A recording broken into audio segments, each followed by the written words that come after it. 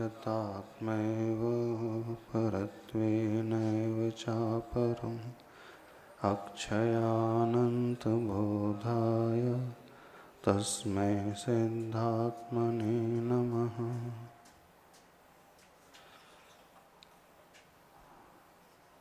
39वां श्लोक।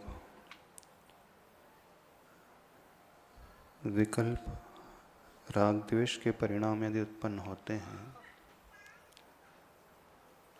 तो साधक उन परिणामों को कैसे शांत करता है।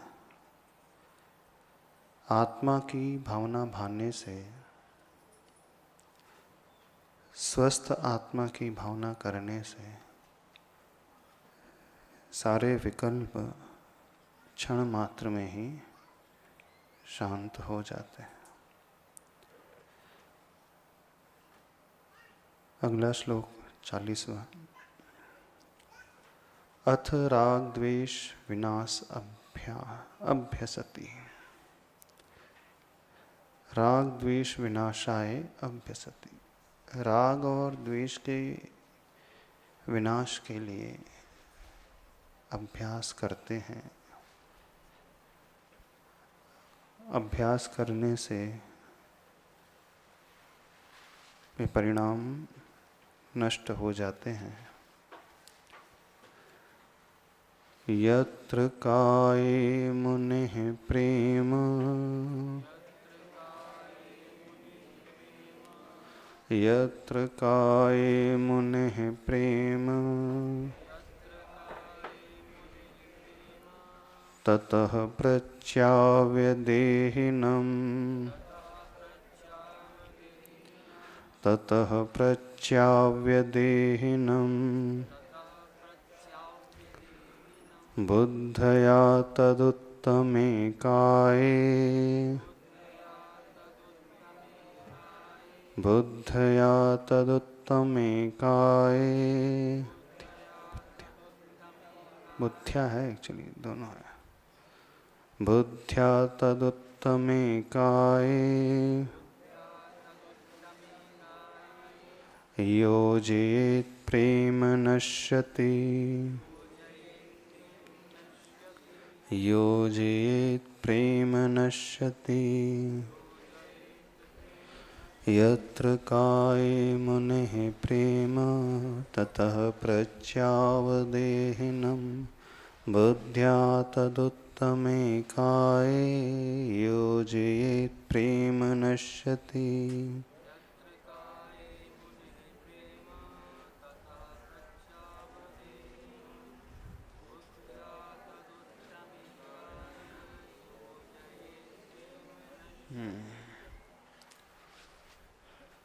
यत्र काये, जिस शरीर में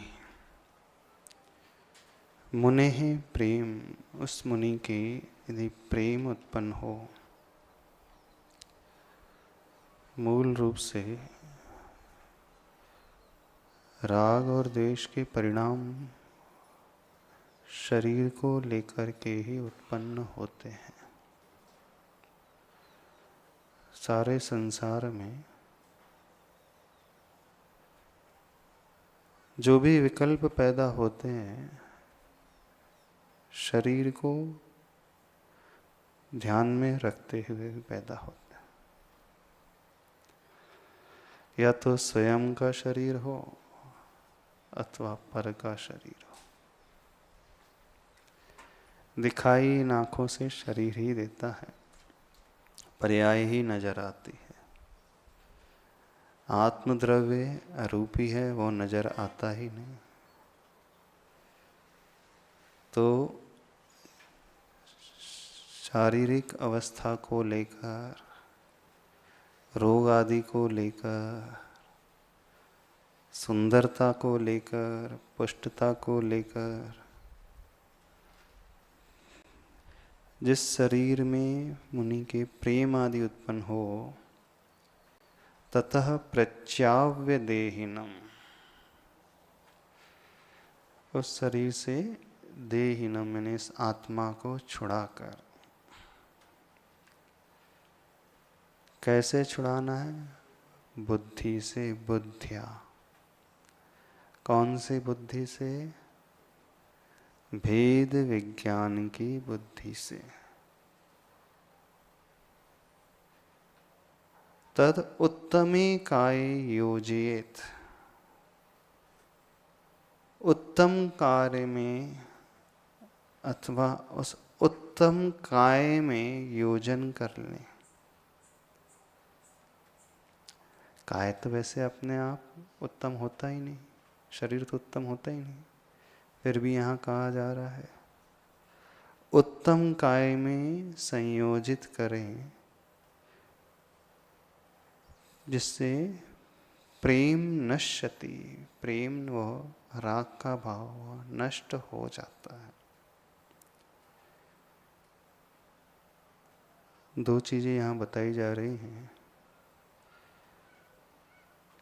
कैसे हम उस आत्मा को इस प्रेम से छुड़ाएं, रास्ता। दूसरा, कहाँ उसे जोड़ें, ये तरीका। कार्य की सिद्धि दो तरीके से होती है। पहले बाधक कारण का अभाव करना होता है। दूसरा, साधक कारण को अपनाना होता है। बाधक कारण वो कहलाते हैं जो लक्ष्य की प्राप्ति में हमेशा विघ्न उत्पन्न करते हैं, बैरियर्स की भांति, रोड ब्लॉक्स की भांति होते हैं। पहले उन बैरियर्स को हटाना पड़ता है, फिर बाद में साधक कारण को अपनाना। तो साधक कारण वो होते हैं जिससे हमारी स्पीड बढ़ जाए। किसी भी क्षेत्र में ऐसा ही होता है। सिद्धांत की विवक्षा में समझना चाहे तो हमारे जीवन में जो दुख उत्पन्न होते हैं, क्यों होते हैं उत्पन्न? विकल्प पैदा होते हैं, कष्ट आदि आते हैं, तो क्यों आते हैं? अशुभ कर्म के उदय से आते, पाप कर्म के उदय से। यही है ना, असाता वेदनी कर्म का तीव्र उदय होता है तो शरीर में वेदना आदि हो जाएगी, कष्ट होगा। हम बता रहे उत्तम काय क्या हो रहा है। तो जो भी हमारे जीवन में कठिनाइयाँ आती हैं, उसमें कारण क्या होता है? अशुभ कर्म, पाप कर्म का उदय।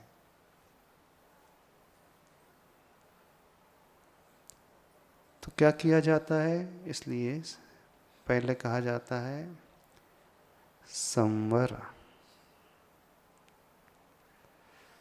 जो आत्मा में कर्म आ रहे हैं, हमेशा बंध रहे हैं, पहले उसे रोका जाए।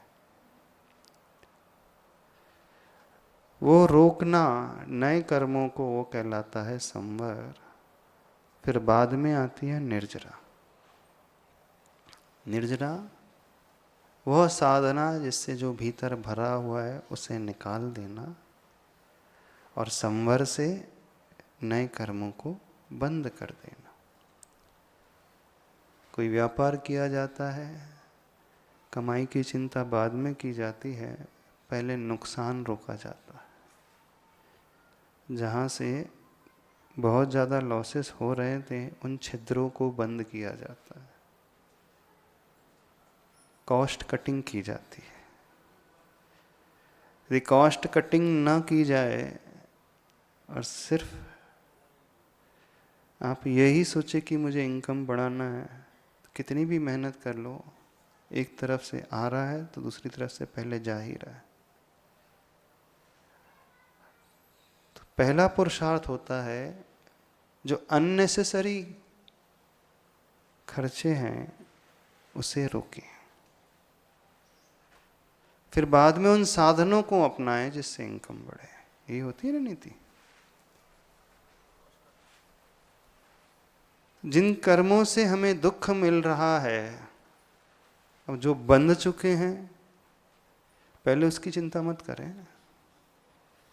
जो नए सिरे से हमेशा बंधते रहते हैं उसके बारे में विचार करें कि हम उसे तो रोक ले पहले। इसलिए संवर तत्व पहले आता है। अब हमने उन दरवाजों को बंद कर दिया जिनसे कर्म आ रहे थे, तो कर्म के आने का जो द्वार है, जो आश्रव कहलाता है, वो ही हमारे लिए बाधक कारण है। ये होता है ना, आश्रव को रोकने का नाम ही संवर है। आश्रव निरोधः संवर। तो संवर में हमने क्या किया? उन बाधक कारणों को दूर किया। जब बाधक कारणों को रोक दिया, फिर आचार्य भगवान कहते हैं अब करें तप। तपसा निर्जराच। अब जो तपस्या की जाएगी उससे आत्मा की सत्ता में पड़े हुए वे कर्म हैं, वे निर्जरा को प्राप्त होने लगेंगे, दूर होने लगेंगे। जो तप किया वो कहलाएगा साधक कारणों का आलम्बन। या इसे और सरल शब्दों में कहें तो पहले अशुभ को रोकना, फिर शुभ को अपनाना। अशुभ को रोकने का अर्थ ही है जो जो हमारे साथ हो रहा था बुरा बुरा, हमने उसे बंद कर दिया। वो रोड ब्लॉक्स माने जाते हैं जीवन में, बैरियर्स माने जाते हैं, तो उन्हें हम पहले रोकें। अब रोकने के पश्चात अगला कदम होता है, जो गंदगी अंदर भरी है उसे साफ करने की बात आती है, तो तप के द्वारा वो साफ होती है, तो साधक कारण। ऐसे ही श्लोक में आचार्य भगवान बता रहे हैं, बाधक कारण का अभाव किससे होगा? तो यत्र काये मुनेः प्रेम, जिस काय में, जिस शरीर में उस मुनि के, उस साधक के प्रेम का भाव, राग का भाव उत्पन्न हो जाता है, ततः देहिनम बुद्ध्या प्रच्याव। देह होता है शरीर और देहीन होता है आत्मा। यहाँ श्लोक में देहीनम लिखा है ना, देहीनम का अर्थ क्या होगा? आत्मा, जो इस देह को चलाती है, उस देह के भीतर रहती है। हिंदी में बोलते हैं देही, तो यही देहीन शब्द है वो मूल में, उसी से बना है देही। अर्थात इस देह को चलाने वाली हो गई आत्मा। तो वो इस देही को क्या करना चाहिए, इस आत्मा को क्या करना चाहिए? प्रच्याव, उससे अपने मन को हटाकर। पर कैसे हटाना है? रास्ता क्या बता रहे हैं आचार्य भगवान? बुद्धिया। कौन सी बुद्धि से? भेद विज्ञान की बुद्धि से हटाना है। अर्थात राग तोड़ने का जो उपाय है, तरीका है, एकमात्र भेद विज्ञान से ही वह टूटता है। जिसे भेद विज्ञान हो जाए फिर उसे राग नहीं होता है, और भेद विज्ञान के अभाव में वो राग की और द्वेष की कल्पना करते रहता है। वह शरीर को ही सब कुछ मान करके चलता है। अच्छा बताएं, शरीर सो हम हैं क्या? हमारा अस्तित्व वही है जो शरीर का अस्तित्व वैसा ही है क्या, कि नहीं है? हमारा अस्तित्व तो कुछ अलग प्रकार का है। शरीर सो हम तो नहीं है। हम कौन हैं? तो मैं कौन हूं? जो शरीर है वो मैं नहीं हूं। शरीर से भिन्न आत्म तत्व मैं हूं। अब जिसे यह पता है कि आत्मा का रूप, रंग, गंध, वर्ण आदि नहीं होता है, आत्मा दिखाई नहीं देती है, और जो दिखाई दे रहा है वह शरीर है, उसका रूप, रंग, गंध आदि हो रहा है, वर्ण है, वो तो जड़ वस्तु है। अब जड़ से राग कौन करता है? जो बच्चे होते हैं ना, उन्हें खिलौने से राग हो जाता है, होता है। कोई खिलौना टूटता है तो बच्चा बहुत रोता है। माँ भी रोती है खिलौना टूटने पर, रोती? क्यों नहीं रोती? क्यों नहीं रोती माँ? क्यों विकल्प नहीं होता है उसे? कोई गुड़िया है, गुड्डा है, कुछ भी हो, XYZ, मिट्टी का हो, प्लास्टिक का हो, रबर का हो, कुछ भी हो, क्यों विकल्प नहीं होता है? खिलौना है। और बच्चे को विकल्प क्यों हो जाता है? लगाव है। खिलौने का हो, वो सब खिलौने को ही सब कुछ मान लेता। तो टूटा तो खिलौना है, माँ के सामने ही टूटा है, उसे विकल्प क्यों नहीं हो रहा है? वो जानती है इस खिलौने की एज इतनी ही है, इतने समय तक चलने वाला था, उसके बाद वो फूट जाता है, टूट जाता है। वस्तु स्वरूप का जहां ज्ञान हो जाता है, वहां विकल्प सब शांत हो जाते हैं। भेद विज्ञान का अर्थ वस्तु स्वरूप का ज्ञान। मेरी भावना में पढ़ते ना, वस्तु स्वरूप विचार खुशी से सब दुख संकट सहा करें। दुख संकट सहन करने का रास्ता, राग और द्वेष विकल्पों को जीतने का रास्ता यदि कोई ये है, तो वस्तु स्वरूप का विचार, उसे शास्त्रों में भेद विज्ञान का। अब वस्तु स्वरूप का विचार करने का अर्थ क्या होता है? जो वस्तु, वस्तु का अर्थ है द्रव्य, पदार्थ कहें, वस्तु कहें, द्रव्य कहें, जो वस्तु जैसी है उसके स्वरूप को उस रूप में जान लेना। अब मां को उस खिलौने के टूटने पर विकल्प इसलिए नहीं हुआ था कि पहले से ही उसकी धारणा थी खिलौना है, ज्यादा समय तक नहीं चलेगा, कुछ समय के पश्चात बच्चा खेलते खेलते उसे तोड़ देगा। लेकिन बच्चे को विकल्प इसलिए हो जाता है कि उसका राग अथवा लगाव उस खिलौने से अधिक हो जाता है। वो उस स्वरूप को नहीं जान पाता है, वो ये नहीं जान पा रहा है कि कितने समय में टूटने वाला है। वो ये धारणा बना लेता है कि हमेशा रहेगा। यही होता है।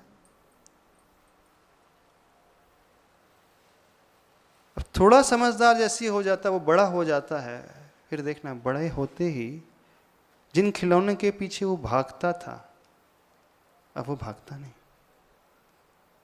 जिन खिलौने के लिए वो रोता था, विकल्प करता था, अब उसे कोई विकल्प नहीं होता। टूट भी जाए तो कोई फर्क नहीं पड़ता उससे। क्यों नहीं फर्क पड़ता? अब वो समझ गया है खिलौने में क्या राग द्वेष करना। बड़प्पन आते ही वो राग का भाव, विकल्प का भाव छूटता चला जाता। बाल्य अवस्था में ही वो विकल्प के भाव बहुत बने रहते। तो उपाय आचार्य भगवान यह कह रहे हैं, प्रच्याव देहिनम बुद्ध्या, यह आत्मा ततः इसलिए बुद्धि के द्वारा उस प्रेम को छुड़ाए, उस राग के भाव को छुड़ाकर उससे छुड़ाना है। जैसे वस्तु स्वरूप का ज्ञान होगा तो अपने आप फिर छुड़ाने की भी आवश्यकता नहीं पड़ती, वह छूट जाता है। पर आचार्य भगवान दूसरा रास्ता भी बता रहे हैं। छुड़ाया तो हमने वहां से, लेकिन लगाना कहाँ?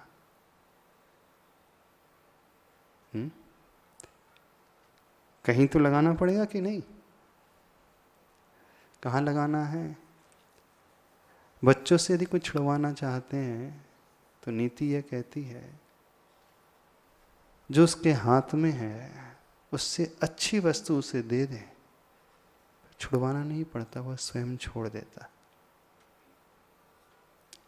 उसके हाथ में कोई लड्डू है और उससे अच्छी मिठाई आपने ला करके दे दी, तो क्या करेगा वो?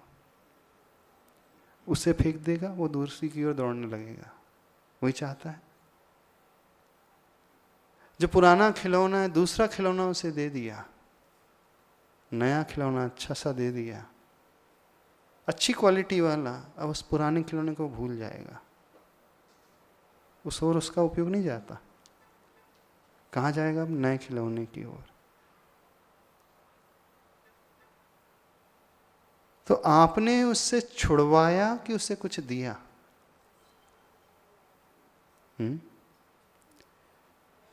कुछ अच्छा दिया, उससे बेहतर दिया।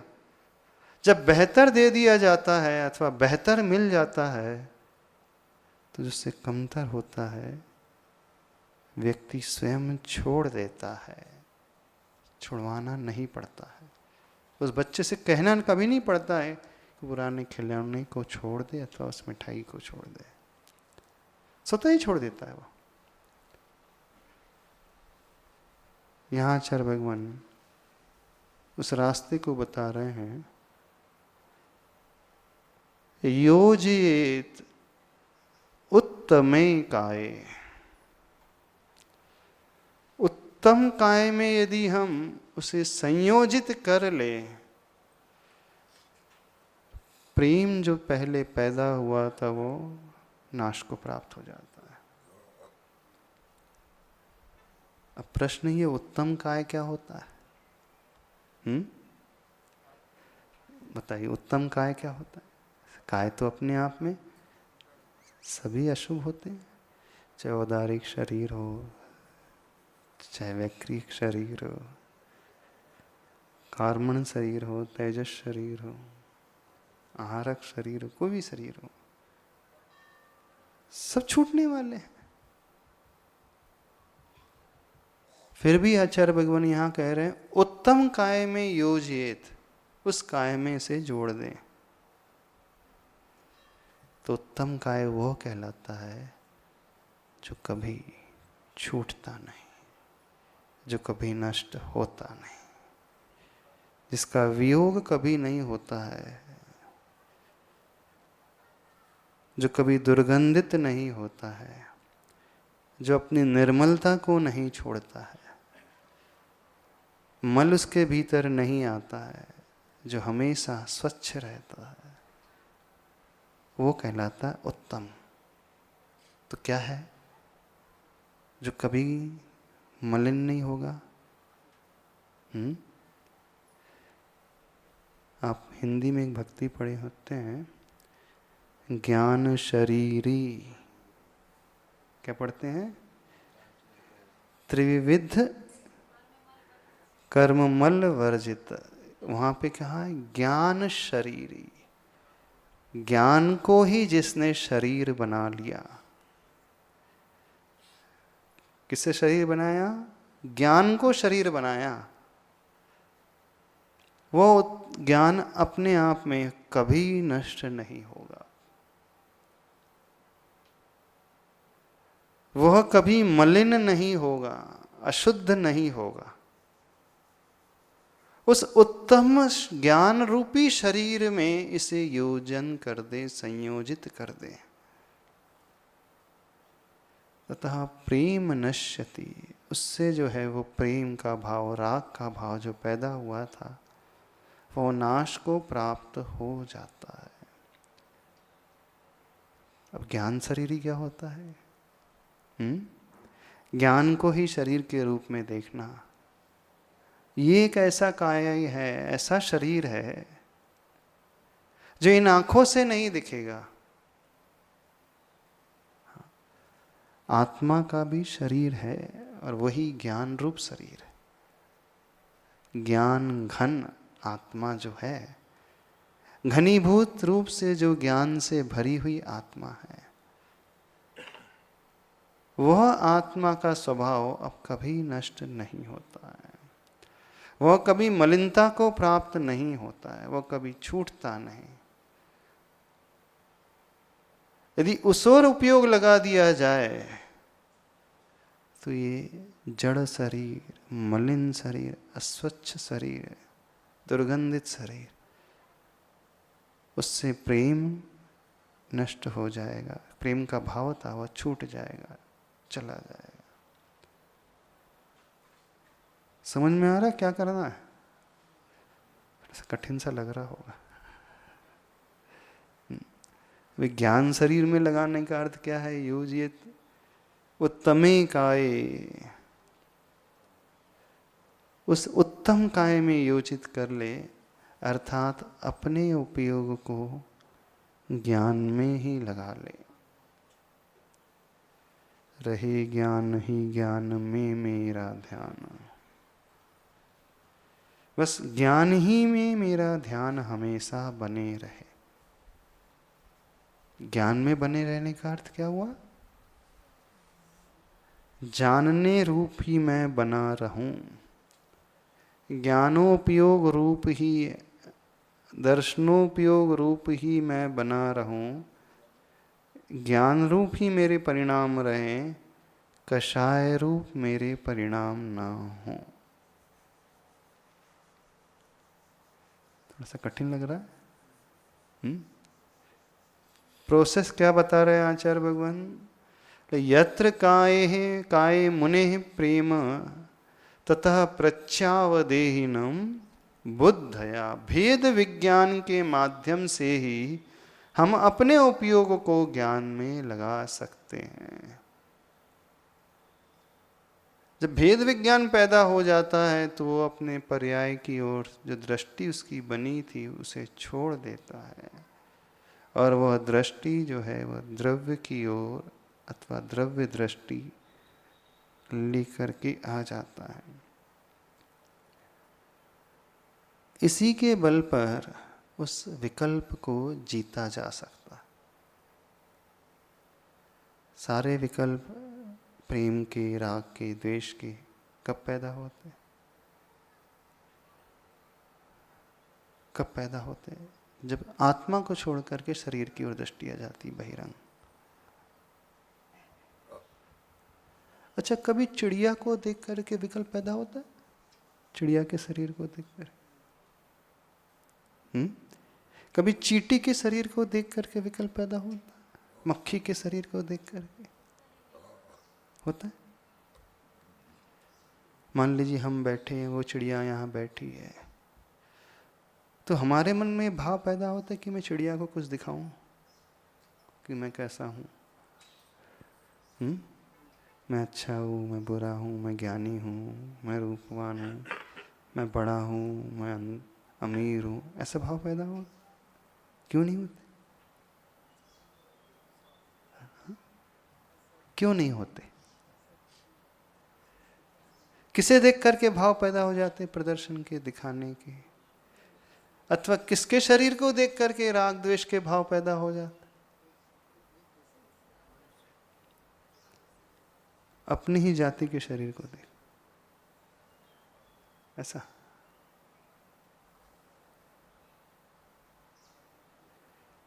जब हम किसी पशु पक्षी की ओर, उसके शरीर की ओर भी दृष्टि लाते हैं, तब भी वो विकल्प का भाव पैदा नहीं होता। ना अहंकार का भाव होता है, ना प्रदर्शन का भाव पैदा होता है। हमें कोई फर्क ही नहीं पड़ता वो चिड़िया बैठी है ना बैठी हो, उड़ के आ रही है, उड़ के जा रही है। कोई मनुष्य आ जाए तो तुरंत विकल्प पैदा हो जाता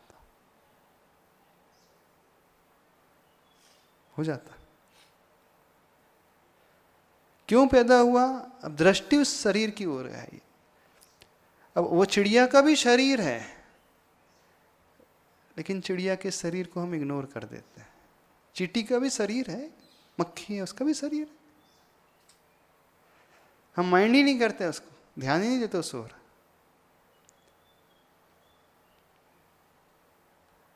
या तो दृष्टि सीधे आत्मा की ओर ला ले व्यक्ति, अथवा शरीरधारी होते हुए भी उसे इग्नोर कर दे। और इग्नोर करते ही फिर कोई फर्क नहीं पड़ता। अंतर पड़ता है। तो कुछ तरीके हैं, या तो हम उत्तम काय अथवा उस ज्ञान शरीर में अपनी दृष्टि लगा लें, यानी ज्ञान शरीर करते हैं वो द्रव्य दृष्टि, आत्मा की ओर दृष्टि ला लें, क्योंकि आत्मा का कोई रूप रंग नहीं होता है, सुंदर रूपवान नहीं होता है, पुरुष स्त्री रूप नहीं होता, अमीर गरीब रूप नहीं होता है, और सिर्फ ज्ञान रूप होता है, जानने रूप वाला होता है। इसके अलावा और कोई विकल्प नहीं पैदा होता। तो जब ये बुद्धि के माध्यम से अथवा भेद विज्ञान के माध्यम से हम अपने अंदर ये दृष्टि लेकर के आएंगे, तो उस प्रेम के भाव को वहीं छोड़ते हुए आगे बढ़ जाएंगे।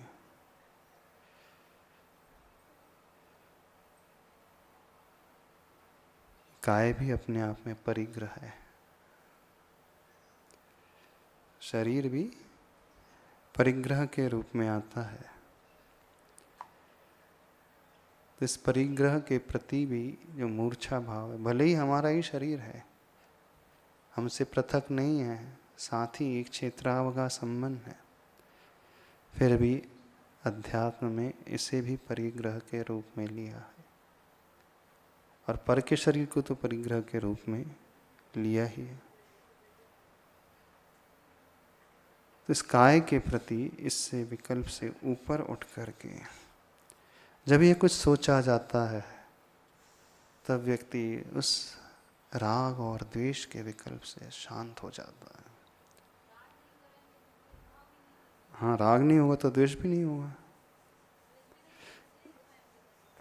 राग छूट गया तो दोस्त तो पहले छूट जाता है। द्वेष छोड़ना आसान होता है, द्वेष छोड़ना आसान होता है, राग छोड़ना कठिन होता है ना। ये स्वाध्याय सागर जी, क्या राग छोड़ना आसान होता है, द्वेष छोड़ना आसान होता है? नहीं, पहले नहीं, आसान क्या होता है छोड़ना?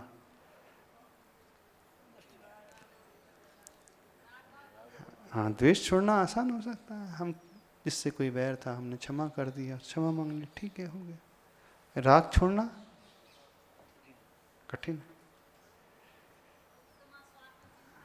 कठिन तो है। ऐसे बहुत सारे होंगे यहाँ पे माता आती होंगे जिनका किसी से कोई वैर भाव नहीं होगा, लेकिन राग तो हो ही जाता अपने परिवार से, बच्चों से। हो सकता है आपका कोई शत्रु ना हो यहाँ पर प्रत्यक्ष में,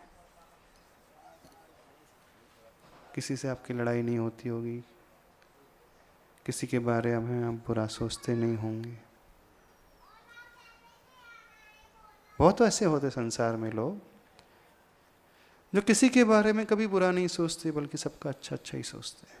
धर्म ध्यान की भावना भाने वाले होते, अपाय विचय धर्म ध्यान भाते हैं, सबके दुख दूर हो जाएं, सबके कष्ट जो हैं, संकट जो हैं नष्ट हो जाएं।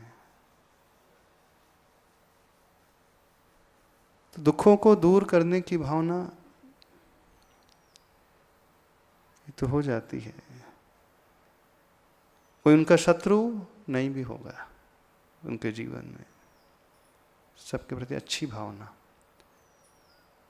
लेकिन यहाँ पर क्या कोई ऐसा है जिसका किसी से कोई राग ही नहीं है? ऐसे तो मिल जाएंगे जिनका कोई द्वेष नहीं होगा, कोई आपका दुश्मन नहीं होगा, होंगे, लेकिन कोई अपना प्रिय ना हो, नहीं। जब भी शास्त्रों में वर्णन आता है, हमेशा राग प्रेम आदि छोड़ने का ही वर्णन आता, कि वह छोड़ना कठिन होता। क्रोध मान आदि कषाय पहले चले जाती हैं 9वें गुण स्थान में, लोभ 10वें गुण स्थान में जाता है, वो आखिरी में नष्ट होता है। सूक्ष्म लोभ, सूक्ष्म सांप्राय गुण स्थान, कहने के लिए सूक्ष्म सांप्राय, पर होता वह सूक्ष्म लोभ का ही परिणाम है। राग के कारण ये परंपरा बहुत लंबी चलती है। प्राय सोचा यही जाता है कि हमें द्वेष से बचना है, शत्रु से बचना है, वैर से बचना है, क्षमा मांगना है, लेकिन हमें राग से भी बचना है, इस ओर दृष्टि जाती नहीं। तो इस भूमिका में आते, मुनि महाराज की भूमिका में आते हैं, तो यहाँ मुख्यतः राग जो है, प्रेम जो है, शरीर से, काय से ही होता है। संलेखना मुख्यतः बिगड़ती हैं शरीर के प्रति ममत्व जाग जाने से। अंत में सब कुछ त्याग दे देते हैं वे मुनि महाराज भी, लेकिन उनसे को जीवन भर के लिए पानी का त्याग कर दो, बोले अभी नहीं, क्या पता अभी मैं जी जाऊं, और अभी तो शरीर फिर भी अच्छा चल रहा है, एकदम से कैसे छोड़ दूं, आखिर मेरा शरीर है, साथ देगा। ये भाव छूटना आसान नहीं होता, कठिन होता है। ये सूक्ष्म रूप से वो छोड़ने की बात चल रही, क्योंकि यहाँ जो वर्णन चल रहा है सूक्ष्म राग का, सूक्ष्म प्रेम का ही चल रहा है।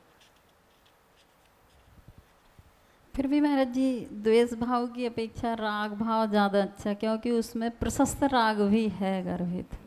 नहीं नहीं, जो विकल्प के कारण है यहाँ पे बताए जा रहे हैं, यहाँ प्रशस्त राग की बात ही नहीं चल रही। यहाँ तो भूमिका अलग यत्र है। काय मुने प्रेम, वो शुद्धोपयोगी मुनि महाराज के लिए कहा जा रहा है। मुख्यतः काय से ही विकल्प होता है। समाधि जो बिगड़ती है शरीर के प्रति मोह भाव से बिगड़ती है। स्वयं की बता रहा है और किसकी, दूसरों की क्या। हाँ, मोह का तभी तो है। अपने सामायिक का बिगड़ती है, आसन कब बिगड़ता है, मन नहीं, जब दर्द सा होने लगता है ना, गर्मी सी लगने लगती है, सर्दी लगने लगती है, मच्छर बैठ जाता है, पीड़ा होने लगती है, तो ऐसा लगता है खुजा लो, उठा दो, उड़ा दो, प्रतिकार कर दो, उस उपसर्ग को दूर कर दें। अब यहाँ बड़े बड़े वो वैर के भाव नहीं है, और हो सकता है बड़े बड़े राग के भाव भी नहीं है, पर के शरीर का भी चिंतन नहीं, स्व के शरीर के प्रति राग का भाव। यहाँ वो राग, वो प्रेम नहीं कि श्रृंगार वाला राग, यहाँ पे हाँ शरीर जो हिल रहा है, अपन आसन बदल रहे हैं, तो जो वेदना को लेकर के हो रहा है, मेन जो राग होता है, शारीरिक कष्ट जो होता है वो सहन नहीं हो पाता है, क्षमता वहाँ पे नहीं रह पाती। दूसरा भी हो सकता है राग, जैसे रामचंद्र जी के ऊपर हुआ था, सीता के जीव ने किया था ना, 16वें स्वर में पहुंच गया था, सीता के रूप को बना करके आया तपस्या भंग करने के लिए, यह सोचकर कि जल्दी मोक्ष चले जाएंगे तो कैसे हो जाएगा, हम साथ ही में एक अगले भाव में साथ साथ जाएंगे। तो वो उपसर्ग भी हो सकता है, होता है। सुदर्शन मुनिराज के ऊपर हुआ था, वो उपसर्ग भी हो सकता है। तो वो थोड़ा सा कम है। स्व का शरीर का राग जो है, वो उस काय के प्रति राग कई बार उत्पन्न हो जाता है। तो उस राग को छुड़ाने की बात चल रही है, उस प्रेम को छुड़ाने की भी बात चल रही है। तो कब छूटेगा? भेद विज्ञान पैदा होते ही, आत्मा की ओर दृष्टि आते ही ये जीव जो है उस उत्तम काय में अपने मन को लगा लेगा, अर्थात ज्ञान शरीर में ही अपने उपयोग को लगा लेगा। उसमें लगाने का अर्थ सिर्फ ज्ञान दर्शन में लीन हो जाएगा, कुछ नहीं करेगा, कोई विकल्प नहीं, जानेगा, दिखेगा, ज्ञाता दृष्टा का भाव लेकर के आ जाएगा।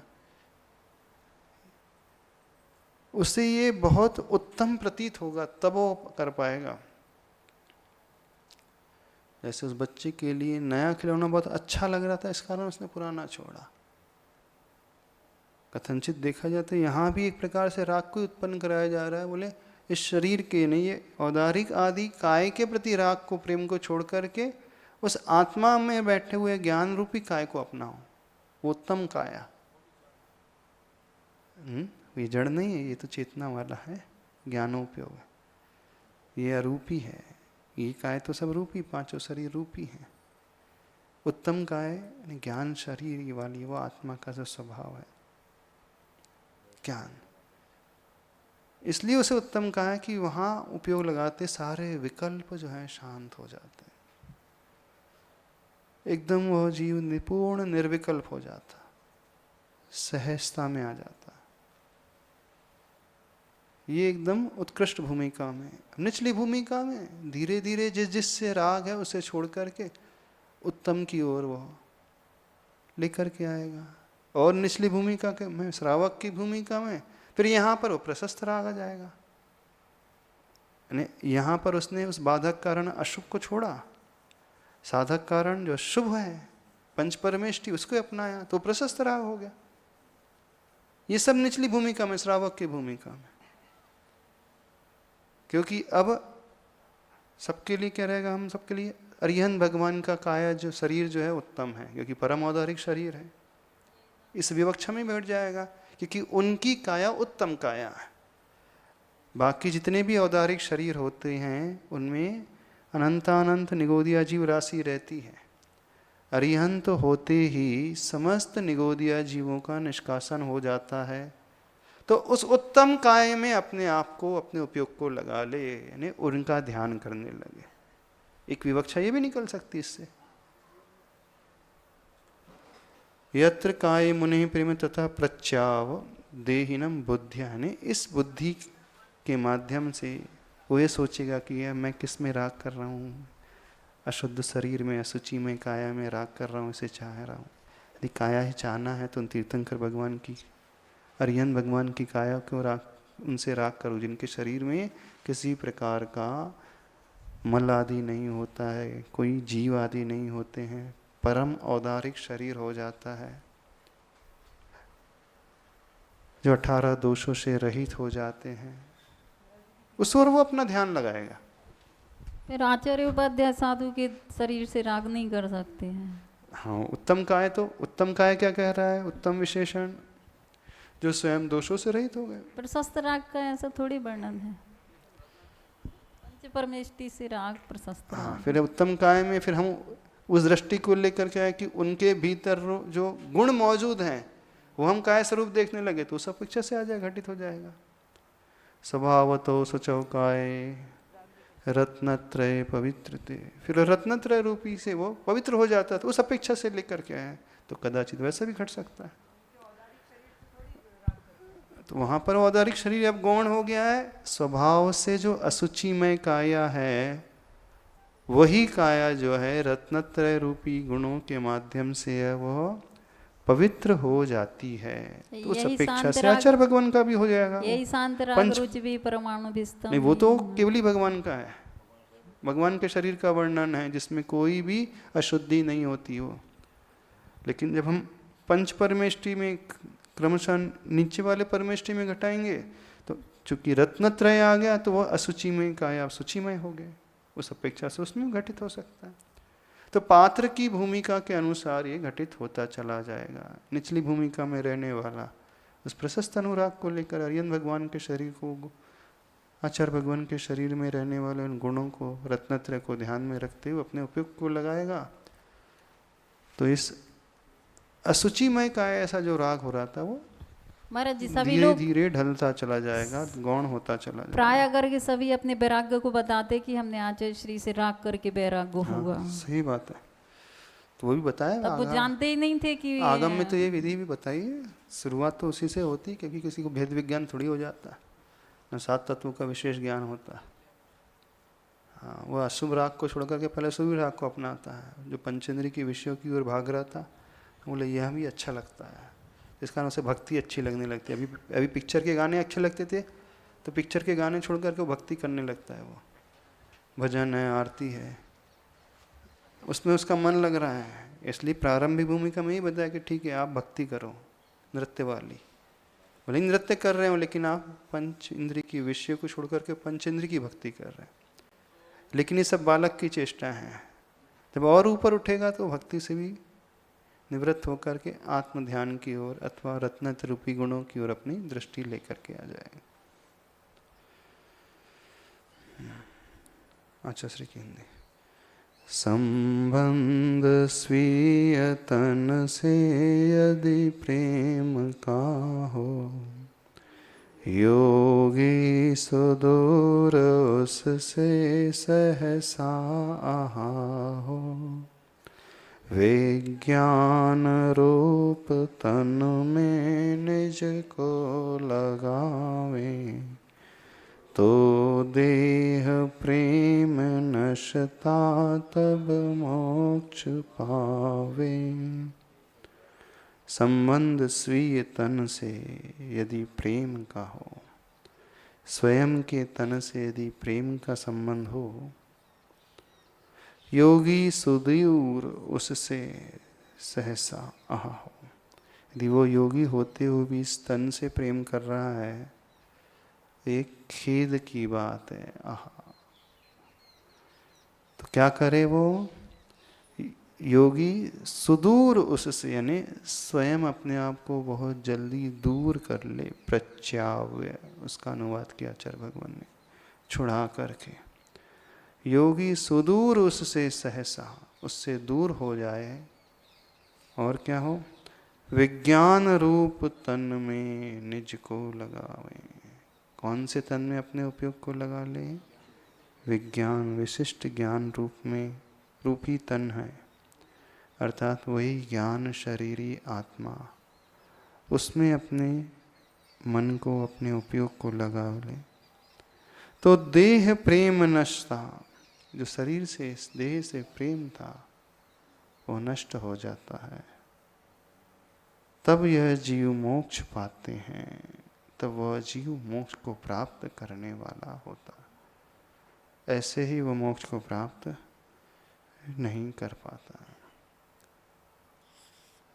ज्ञान में उपयोग लगाने का अर्थ है, आज महाराज जी ने गाथा कोट की टीका में, ममत्तिम परिवज्जामि निम्ममत्तिम वट्ठिदो, आलम्बना च मे आदाव शेषायं वोसरे।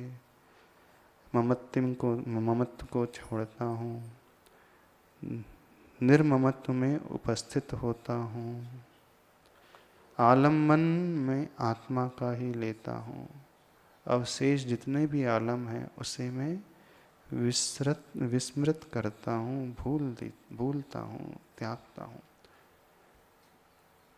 तो आलम्बन सिर्फ आत्मा का ही लेना है, उसके अलावा किसी का आलम्बन नहीं लेना है। महाराज जी, चेतन शब्द से ज्ञान शरीर लेना है।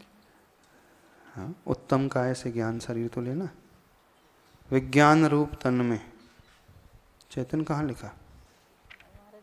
टीका में लिखा है ना, चैतन्य शरीर।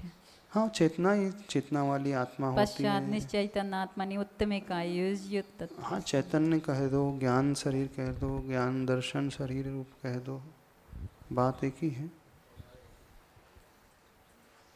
इस प्रकार से अपने उपयोग को लगा। हाँ, शरीर, हाँ, सिद्ध भगवान का शरीर नहीं होता है। हाँ, ये 5 शरीर जो औदारिक, वैक्रिक आदि, ये 5 शरीर से रहित हो जाते हैं, लेकिन फिर भी एक शरीर होता है।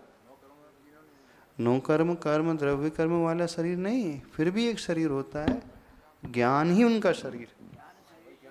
हाँ, तो ज्ञान को ही वहाँ शरीर की उपमा दी है। और बहिरंग जो शरीर है, द्रव्य कर्म वाले, औदारिक आदि नाम कर्म के माध्यम से प्राप्त हुई, ये शरीर तो नहीं है। ज्ञान ही एक शरीर है। क्योंकि बाहर के जितने भी शरीर हैं वो सड़ने गलने वाले, बीमार होने वाले, क्षरण होने वाला है, नष्ट होने वाले होते हैं, दुर्गंधित होते हैं, अशुभ होते हैं। ज्ञान शरीर अपने आप में कभी नष्ट नहीं होता, कभी छूटता नहीं है, वो शुभ होता है, हमेशा के लिए रहता है, शुद्ध होता है। तो उसमें उपयोग लगा नहीं। वो शरीर ऐसा नहीं दिखाई देगा हमें। वही आत्मा के जो प्रदेश फैले हुए हैं, जहाँ जहाँ आत्मा है वहीं वहीं उनकी ज्ञान चेतना है, तो उस ज्ञान चेतना में वो डूब जाते हैं। यह सिद्ध साधना की अवस्था में समस्त विकल्पों को छोड़कर ज्ञान दर्शन रूप अपने आप को बनाने की बात।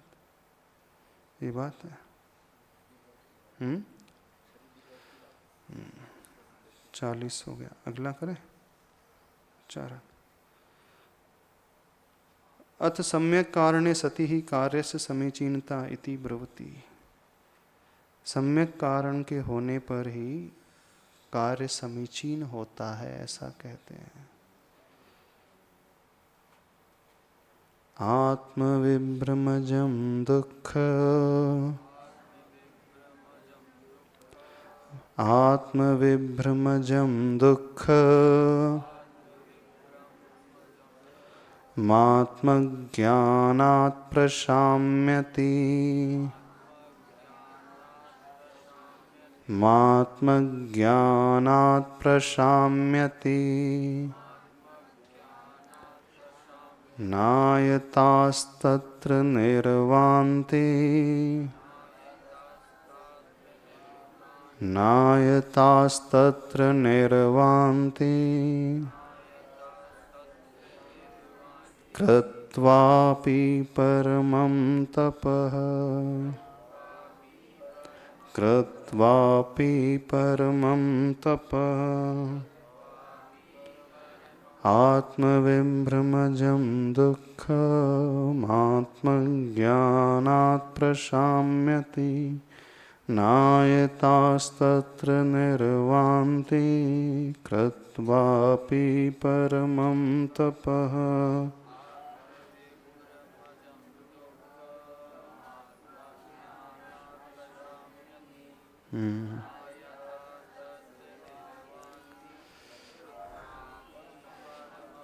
वही भाव अलग अलग तरीके से आचार्य भगवान समझाने की कोशिश कर रहे हैं। इसके अर्थ को बाद में देख लेंगे, इतना ही रखते हैं। बोधि समाधि परिणाम शुद्धि स्वात्मोपलब्धि शिव शौक सिद्धि चिंतामणिम चिंतित वस्तुदाने त्वां वंदमानस ममास्तुते।